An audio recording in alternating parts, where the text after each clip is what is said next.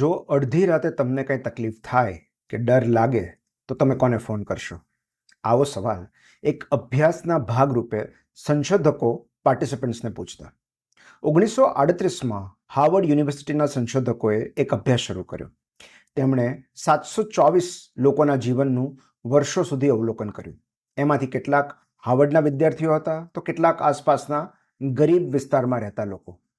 અભ્યાસમાં રહેલા તમામ લોકોને તેમણે દાયકાઓ સુધી ફોલો કર્યા. દરેકની આવક, નોકરી, સફળતા, સ્ટેટસ અને આર્થિક સમૃદ્ધિનો રેકોર્ડ રાખ્યો. સંશોધકોને માત્ર એક જ પ્રશ્નનો જવાબ મેળવવો હતો: સુખ શેમાં રહેલું છે? ત્યાર પછી તેઓ આ સ્ટડી ગ્રુપમાં રહેલા લોકોના જીવનસાથી, મિત્રો, બાળકો એમ વધારે લોકોને ઉમેરતા ગયા.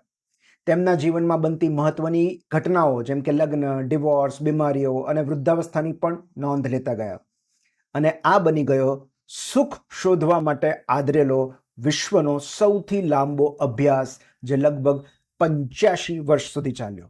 આ અભ્યાસ Harvard study of adult development તરીકે ઓળખાય છે. આપણી ધારણા પ્રમાણે પૈસા, સફળતા, સંપત્તિ કે પ્રસિદ્ધિ ધરાવનાર પાર્ટિસિપન્ટ સુખી થયા હોવા જોઈએ. પણ એનું તારણ સાંભળીને તમને પણ નવાઈ લાગશે. 85 વર્ષ સુધી ચાલેલા આ હાર્વર્ડ અભ્યાસનું તારણ બહુ સ્પષ્ટ છે. સુખ આત્મીય સંબંધોમાં રહેલું છે.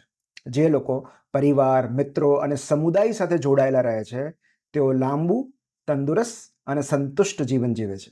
તેમને દુઃખ ઓછું અનુભવાય છે અને તેઓ પીડામાંથી જલ્દી બહાર આવે છે. જેમના જીવનમાં અર્થસભર સંબંધોનો અભાવ હોય છે તેઓ વારંવાર બીમાર પડે છે અને વહેલા મૃત્યુ પામે છે.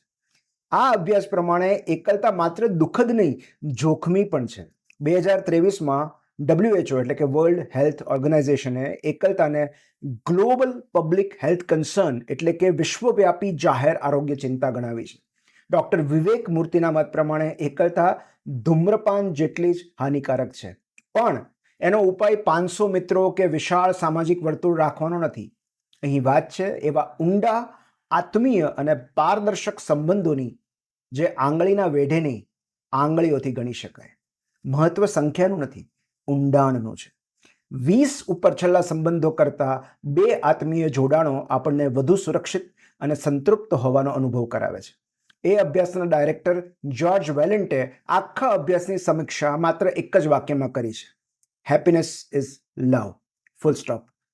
એ અભ્યાસના તત્કાલીન ડાયરેક્ટર રોબર્ટ વાલ્ડિંગરે પોતાની ફેમસ ટેડ ટોકમાં કહ્યું છે કે કોઈ વૃદ્ધાવસ્થામાં કેટલું બીમાર હશે એનો આધાર એમના કોલેસ્ટ્રોલ લેવલ પર નહીં, એમની આસપાસના લોકો પર રહેલો છે. 50 વર્ષની ઉંમરે જેઓ પોતાના સંબંધોથી સંતુષ્ટ અને ખુશ હતા તેઓ 80 વર્ષની ઉંમરે સૌથી તંદુરસ્ત હતા.